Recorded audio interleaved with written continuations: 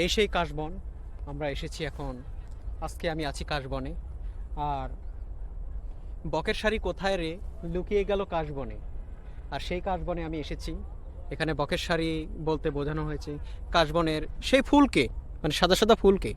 But এখনও কাশবনের সেই সাদা সাদা ফুলগুলো ওভাবে ফুটে ওঠে নাই, তারপরেও রয়ে গেছে, হালকা হালকা আসতেছে।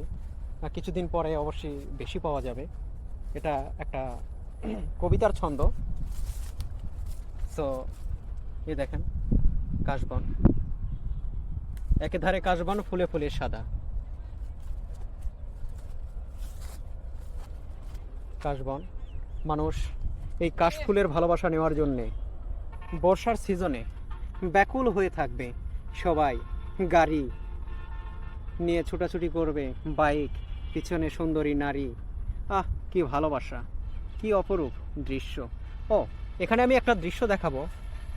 দুটা প্রজাপতি কি সুন্দরভাবে মিলন করতেছে। মিলনের সুর নাকি খুবই মধুর হয়। সো প্রজাপতির ভালোবাসা এত মধুর, দুটা প্রজাপতি মিলন করতেছে। Wow, so beautiful.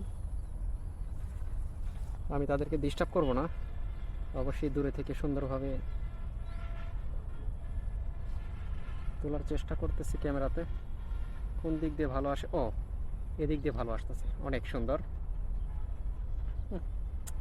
বাতাসে এসে আবার উড়িয়ে দিচ্ছে।